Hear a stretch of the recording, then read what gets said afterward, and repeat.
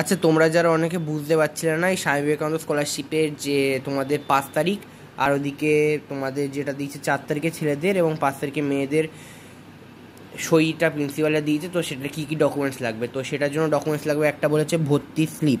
তো ভর্তির স্লিপ হচ্ছে একটা এইটা আছে, দুটোই নিয়ে যাবে। যে কোনো দুটোর মধ্যে একটা কাউন্টারে জিজ্ঞেস করে নেবে কোনটা লাগবে, সেই হিসাবে সেই স্লিপটা দেবে। দুটো স্লিপই কাউন্টারে জিজ্ঞেস করে নেবে কোনটা লাগবে কোনটা লাগবে না। সেকেন্ড যেটা বলেছিল, এইচএসের অরিজিনাল মার্কশিট এইটা, আর পেছনে এরকম স্ট্যাম্প করা থাকবে, সেই মার্কশিটটা নিয়ে যেতে হবে। এটা কিন্তু অরিজিনাল নিয়ে যেতে হবে, এটা জেরক্স নিয়ে গেলে হবে না। তৃতীয় যেটা তোমাদের বলেছিল সেটা হচ্ছে এই যে রানাঘাট কলেজের স্টুডেন্ট পোর্টাল দেখতে পাচ্ছ, এইখানে দেওয়া আছে রানাঘাট কলেজ স্টুডেন্ট পোর্টাল। এইখানে গিয়ে গুগলে সার্চ করতে হবে, এইটা দিয়ে লগ ইন করতে হবে। এটা দিয়ে লগ ইন করার পর এই ক্লিক করলাম, রানাঘাট কলেজের নাম এলো, এখানে ক্যান্ডিডেট ইউজার আইডি আর এখানে পাসওয়ার্ড। আর তোমাদের বলে দিচ্ছি, যেটা ক্যান্ডিডেট ইউজার আইডি আছে, ঠিক আছে, ক্যান্ডিডেট ইউজার আইডি মানে বিএ মর্নিং যেটা এটা আছে, এটা তোমাদের ইউজার আইডি।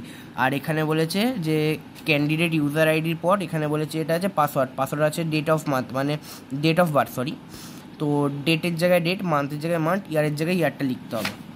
এটা লগ ইন করার পর সমস্ত কিছু ডিটেলস ফিল আপ করবে, কোন স্কলারশিপ কী স্কলারশিপ আছে।